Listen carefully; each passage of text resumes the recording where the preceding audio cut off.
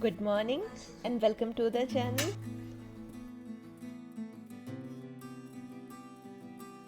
Indian kitchen में बहुत ज़्यादा तेल और मसालों का यूज़ होता है, तो ऐसे हालात में इस तरह की कुकटॉप को मैं किस तरह से क्लीन करती हूँ और कौन कौन सी छोटी छोटी ऐसी चीज़ें हैं जो कि मैं ध्यान रखती हूँ, वो मैं आज आपको बताऊंगी। और साथ ही साथ इसको किस तरह से फिक्स करते हैं इस कुकटॉप को, जो कि इनिशियली मैंने काफ़ी स्ट्रगल किया जब मैं यूएस में आई। मुझे ये काफ़ी टफ लगती थी, वो भी मैं आज आपको बताऊंगी। स्टोव के ऊपर की क्लीनिंग करने से पहले, यानी कि जो सरफेस एरिया है उसकी क्लीनिंग से पहले, आपको ये जो कॉयल है ऊपर की, ये रिमूव करना है और साथ ही साथ नीचे दिए गए इस प्लेट को भी पूरी तरह से रिमूव कर देना है। हफ्ते में एक ही बार मैं इसको पूरी तरह से रिमूव करके इसकी एक डीप क्लीनिंग करती हूँ। इस प्लेट के ऊपर जितनी भी गंदगी है उसे सबसे पहले मैं निकाल कर टिश्यू से क्लीन करती हूँ और फिर इस प्लेट को मैं गर्म पानी में कुछ देर के लिए सोक करके रख देती हूँ। पेपर टॉवल से मैं पहले इसे क्यों क्लीन करती हूँ, उसका रीज़न भी मैं आपको आगे चलते हुए बताऊंगी। अगर ये प्लेट्स बहुत ज़्यादा गंदे हो तो बेकिंग सोडा डाल के इसे कुछ देर के लिए ऐसे ही छोड़ दें और फिर इसे नॉर्मल डिश वॉशिंग सोप से ही स्क्रब करके साफ कर लें। इस कॉइल्ड कुकटॉप की यही एक समस्या है कि आपको ऊपर और नीचे दोनों ही क्लीन करना होता है।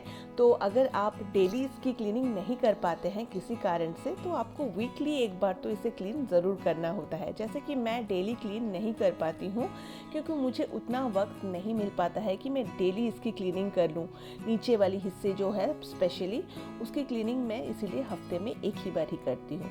तो सबसे पहले इसके ऊपर की जो लिड है इसको उठाकर आपको इस तरीके से फिक्स कर देना है और फिर नीचे पर भी जितनी गंदगी है उसे टिश्यू से निकाल कर फेंक देना है। इस तरह के पेपर नैपकिन से क्लीन करने का ये फायदा होता है कि आपका जो सिंक है वो ज़्यादा गंदा नहीं होता है। दूसरा सबसे बड़ा फायदा ये होता है कि ये जो गंदगी है ये आपके ड्रेन पर जाकर जैम नहीं क्रिएट करती है। ये सबसे बड़ा फायदा होता है। इसे मैं रेगुलर डिश वॉशिंग सोप से ही साफ़ करती हूँ और फिर साफ़ करने के बाद जो एक्स्ट्रा गंदगी होती है मैं इस तरह से इसे पहले स्ट्रेन कर लेती हूँ और फिर बाकी की जो गंदगी है उसे भी मैं निकाल कर फेंक देती हूँ। तीसरी जो सबसे इम्पॉर्टेंट चीज़ है हर क्लीनिंग के बाद, वो है गर्म पानी ऑन करके गार्बेज डिस्पोज़र ऑन करके कुछ देर के लिए छोड़ देना। इससे क्लीनिंग के दौरान जितनी भी गंदगी ड्रेन के अंदर गई होगी वो पूरी तरह से निकलकर साफ हो जाती है। नहीं तो हमारे इंडियन किचन में बहुत ज़्यादा तेल, मसाले, आटे का यूज़ होता है और यही सब चीज़ें जो होती हैं अल्टीमेटली जाकर आपकी जो गार्बेज डिस्पोज़र है उसे जैम कर देती है।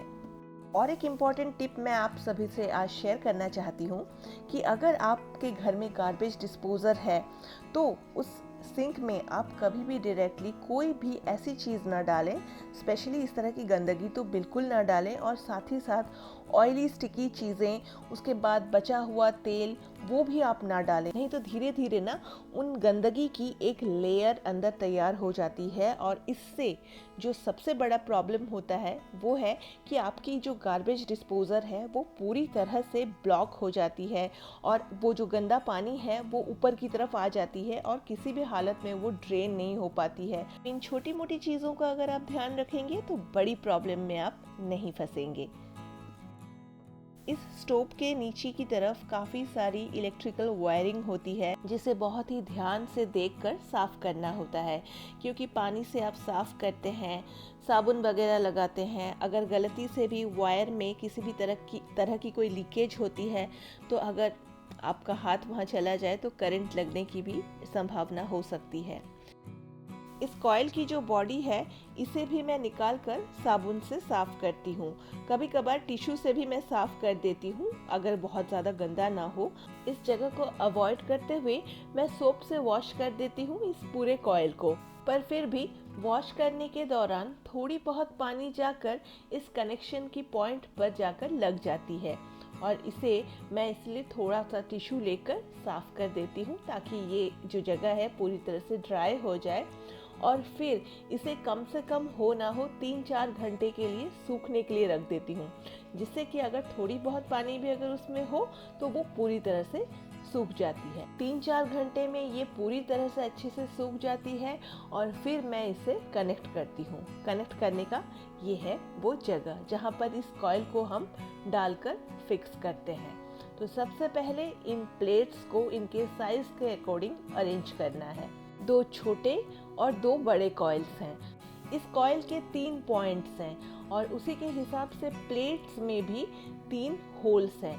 उन होल्स में इन पॉइंट्स को डाल के आपको घुमा घुमा के इसको बिठाना होता है। इनिशियली अगर आप इस तरह की गैस यूज़ करते हैं कुकटॉप, तो आपको बहुत प्रॉब्लम होगी, आप फटाफट फिक्स नहीं कर पाएंगे। जैसे कि मुझे इनिशियली बहुत प्रॉब्लम होती थी, मैं फटाफट इसे फिक्स नहीं कर पाती थी, पर अभी आदत हो गई है, अभी मैं झटपट इसे बिठा लेती हूँ। पहले तो मुझे काफ़ी डर लगता था इसे क्लीन करने में भी, क्योंकि इस तरह की कुकटॉप मैंने पहले कभी भी यूज़ नहीं किया था। तो अभी आदत हो गई है वैसे। तो चलिए, अभी ये सब कुछ फिक्स हो गई और अभी बारी है इसको चेक करने की ये प्रॉपरली फिक्स हुई है या नहीं। इसको ऑन करते ही हल्का सा आपको धुआं धुआं सा दिखने लगेगा, कुछ देर बाद ही आपको वो दिखेगी और धीरे धीरे इसकी जो कॉइल है वो रेड होने लगेगी। इसका मतलब है ये कि आपकी जो ये कॉइल है ये अच्छे से फिक्स हुई है। इस तरह की होम मेकिंग कंटेंट्स मैं अपने चैनल पर लेकर आती रहती हूँ। तो अगर आपको मेरी ये वीडियोस अच्छी लग रही हैं तो वीडियो को ज़रूर से लाइक, शेयर और सब्सक्राइब कर लीजिएगा। और रिसेंटली कुछ महीनों पहले मैंने अपनी एक ट्रैवल चैनल भी ओपन की है जिसका नाम है बॉन्ग फैमिली ट्रैवल्स। उसे भी ज़रूर विजिट कीजिएगा और वीडियो कंटेंट्स अगर आपको वहाँ जाकर अच्छी लगी तो उस चैनल को भी लाइक, शेयर और सब्सक्राइब करना ना भूलिएगा। हम काफ़ी जगह ट्रैवल करते हैं, काफ़ी खूबसूरत जगह हम विजिट करते रहते हैं, तो इसलिए मैंने अपनी ट्रैवल की एक अलग चैनल ही ओपन की है, तो उसे ज़रूर विजिट कीजिएगा। चलिए, तो फिर आज के इस वीडियो को मैं यहीं ख़त्म करती हूँ। वीडियो अगर अच्छी लगी हो तो एक लाइक ज़रूर कर दीजिएगा।